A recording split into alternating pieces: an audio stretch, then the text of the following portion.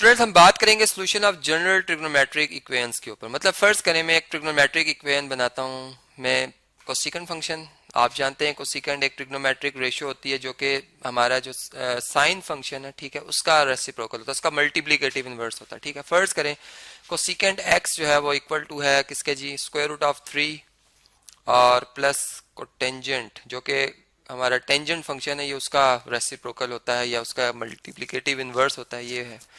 ठीक है, अब हमने इस इक्वेशन को पहले एक तो सॉल्व करना है और फिर देखना है कि हमारा वो कौन सा ट्रिग्नोमेट्रिक फंक्शन है जो कि यहाँ पर अप्लाई होगा, और फिर उस यूनिट सर्कल की मदद से हमने उसका सोल्यूशन फाइंड करना है। ठीक है जी, तो जैसे मैंने समझाया आपको कि कोसेकेंट जो है वो साइन का रेसिप्रोकल होता है, तो साइन ऑफ एक्स आ जाएगा यहाँ पर। ठीक है, यहाँ पर √3 ही रहने देंगे इसे, जबकि कोटेंजेंट जो होती है रेशियो ये बेस ओवर क्या होती है, परपेंडिकुलर। तो अगर मैं हाइपोटेन्यूज से दोनों को डिवाइड करूं तो जो हमारे पास बेस ओवर हाइपोटेन्यूज है ये कॉस थीटा होता है, मतलब को साइन एक्स, और जो परपेंडिकुलर ओवर हाइपोटेन्यूज होता है वो साइन होता है, साइन ट्रिग्नोमेट्रिक फंक्शन। तो साइन ऑफ एक्स ऐसे भी लिख सकते हैं हम इसे।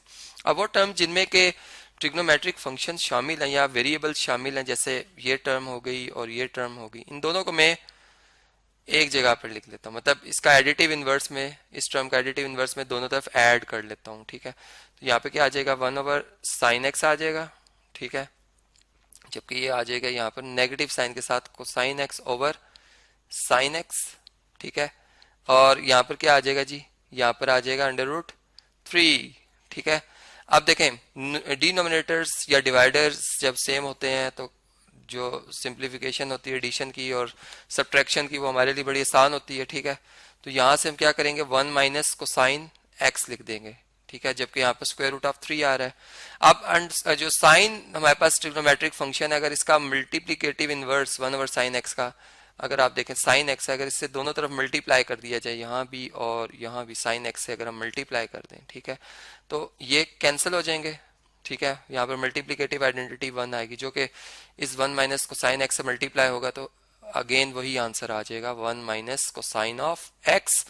जबकि यहाँ पे क्या आ गया जी, √3 और साइन एक्स आ गया है। ठीक है, अभी भी प्रॉब्लम जो है वो है, अभी हमें इस तरह से एक फंक्शन बनाने, इस तरह से अपनी इक्वेशन बनानी है कि उसमें हमारे पास मतलब हम एग्जैक्ट बता सकें कि हमारे पास एक्स जो डोमेन में हम एंगल्स पुट कर रहे हैं वो इस इक्वेशन को कौन कौन सी वैल्यू के लिए सेटिस्फाई करेंगे। ठीक है, मतलब हमारी वही सिंपल इक्वेशन है, लेकिन इसमें बस वेरिएबल हमारे अब साइन एक्स की शेप में आ गए हैं। ठीक है, वही एक्स वेरिएबल था, लेकिन अब पहले मतलब एक्स लिखेंगे वो एंगल होगा, ऑपरेट होगा साइन के हवाले से, और फिर वो एक आंसर देगा। ठीक है, तो जो इसको सेटिस्फाई करे। अब देखें इसको हम समझने के लिए क्या करते हैं जी, स्क्वायरिंग करेंगे दोनों तरफ। ठीक है, ताकि अंडर रूट खत्म करें हम, स्क्वायरिंग ऑन बोथ साइड्स। ठीक है, ऑन बोथ साइड्स। ठीक है, चलें जी, यहाँ पर आ जाएगा 1 माइनस को साइन एक्स इसका स्क्वायर, और दूसरी तरफ आ जाएगा √3 और साइन एक्स का स्क्वायर। ठीक है जी, स्क्वायर।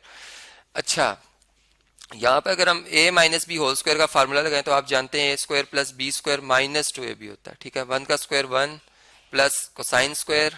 ठीक है, और -2 a 1 है और b कोसाइन x है, तो 1 2 1s are 2 और 2 कोसाइन x आ जाएगा। ठीक है, 2 कोसाइन x आ जाएगा, जबकि यहाँ पर 3 आ जाएगा, अंडर रूट खत्म हो जाएगा और साइन स्क्वायर x आ जाएगा, साइन स्क्वायर x आ जाएगा। ठीक है, अच्छा जी, अब आप जानते हैं जो हमारे पास फंडामेंटल ट्रिग्नोमेट्रिक आइडेंटिटी है, मतलब cosine square theta plus sine square theta equal to 1। ठीक है, अगर हम उसे इस्तेमाल करें तो यहाँ से हम ये बात जानते हैं कि ये हमारे पास जो रिजल्ट बन रहा है वो बन रहा है जी, इसको हम लिख सकते हैं 1 माइनस कोसाइन स्क्वायर एक्स। ठीक है, अब देखें अगर हम इन तमाम टर्म्स को एक तरफ रखें, ठीक है, तो ये हमारे पास एक क्वाड्रेटिक इक्वेशन बन रही है कोसाइन एक्स वेरिएबल की शेप में। ठीक है, ठीक है, तो देखें चलें इसको सिंप्लीफाई करते हैं। 1 plus cosine square x, quadratic equation ऐसे पॉलिनोमियल इक्वेशन को कहते हैं जिसमें कि डिग्री 2 हो। ठीक है, तो 3 1 से मल्टीप्लाई होकर 3 आ जाएगा, और 3 माइनस कोसाइन स्क्वायर एक्स से मल्टीप्लाई होकर -3 कोसाइन स्क्वायर एक्स आ जाएगा। अब इन दोनों टर्म्स के एडिटिव इनवर्सेस अगर हम ऐड करें तो -3 इस +3 का और +3 cosine x cosine square x दोनों तरफ अगर हम ऐड कर लें, यहाँ भी और यहाँ भी, ठीक है, जो कि एडिटिव इनवर्सेस हैं इसके, तो ये हमारे पास जो रिजल्ट आएगा लेफ्ट और राइट का, ये तो कैंसिल हो जाएंगे। ठीक है, ये टर्म्स कैंसिल हो जाएंगे। यहाँ पे क्या रहेगा, एडिशन का मतलब ऐड में जब हम एडिटिव इनवर्स ऐड करते हैं 0 आता है, ठीक है। अच्छा जी, तो देखें 3 कोसाइन स्क्वायर एक्स और एक यहाँ पर है, कितने हो गए, 3 और 1 4, 4 कोसाइन स्क्वायर एक्स हो जाएंगे। हम ऐड कर रहे हैं इन्हें सिंपल, ठीक है, ऐड करें, यहाँ मैं लिख भी देता हूँ, हम इन्हें सिंपल ऐड कर रहे हैं।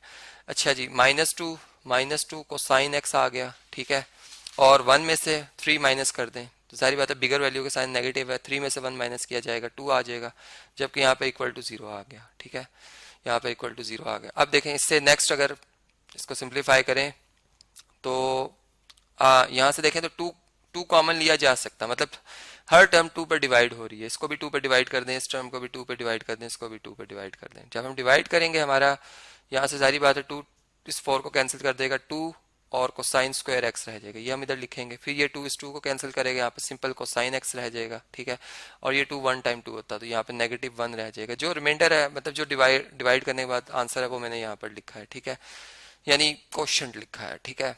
आप देखें यहाँ से अगर हम पूरी इक्वेशन को अगर 2 से डिवाइड कर दें दोनों तरफ, ये 2 1 टाइम 2 कैंसिल हो गया, ये 2 0 टाइम 0 होता है, मतलब अगेन 0 ही आ जाएगा, ठीक है। तो हमारे पास जो रिजल्ट आया यहाँ तक क्या आया, 2 cosine square x minus cosine x और -1 इज इक्वल टू 0। अब अगर मैं यूं कहूं कि अच्छा जी अगर कोसाइन एक्स मेरा वेरिएबल ऑफ वाई अगर, ठीक है, तो फिर जो इसका स्क्वायर होगा y का वो किसके इक्वल हो जाएगा, वो कोसाइन स्क्वायर x के इक्वल हो जाएगा, ठीक है। तो यहाँ पर हम सब्स्टिट्यूशन करके इसको सॉल्व करते हैं, मतलब ये बन जाएगा 2y², ये इक्वेशन बन जाएगी 2y² minus y -1 is equal to 0, ठीक है।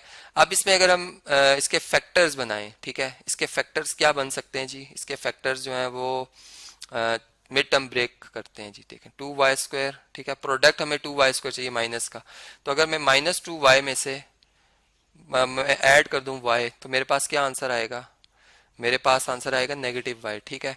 अब यहाँ से मैं 2y कॉमन ले लेता हूँ, ठीक है, ये क्या आ जाएगा, यहाँ पे रह जाएगा y, ठीक है, मतलब डिवाइड 2y से करें तो यहाँ पर 2 से कैंसिल, y से कैंसिल, एक 1 टाइम y रह जाएगा, और यहाँ पर 2y से अगर आप डिवाइड करें तो 1 रह जाएगा, ठीक है।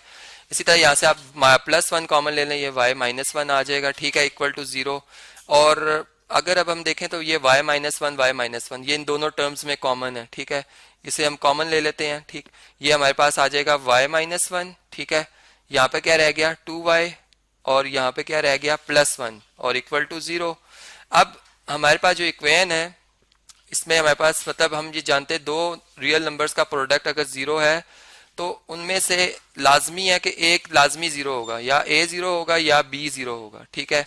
तो अगर हम कहते हैं कि y -1 इक्वल टू 0 है, ठीक है, और अगर 2y +1 इक्वल टू 0 है तो यहाँ से y किसके इक्वल आ जाएगा 1 के, और यहाँ से 2y किसके इक्वल आ जाएगा -1 के, ठीक है, या हम ये कह सकते हैं y जो है इक्वल टू -1/2 के इक्वल आ जाएगा।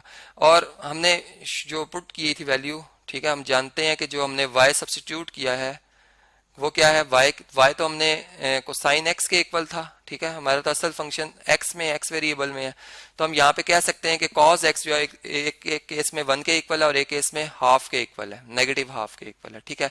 तो यहाँ से cos x जो है वो 1 के इक्वल आ गया, ठीक है, और यहाँ से अगर आप देखें तो कोसाइन x जो है वो किसके इक्वल आ गया -1/2 के इक्वल। अब इनके जो सोल्यूशन है वो हम एक सर्कल जो यूनिट सर्कल बनाते हैं उससे इनके सोल्यूशन सेट फाइंड करेंगे, और उसी सर्कल से हम स्टडी करेंगे कि कौन सी वो x की वैल्यू है यानी डोमेन में वो कौन सा एंगल है जो कि इस इक्वेशन को और इस इक्वेशन को सेटिस्फाई करेगा। ये मैं लेक्चर कंटिन्यू करूंगा नेक्स्ट लेक्चर में, ठीक है, और आप उधर इसको थॉरली समझ सकते हैं कि कैसे मैंने ये सोल्यूशन सेट जो है इसके वो फाइंड आउट किए हैं।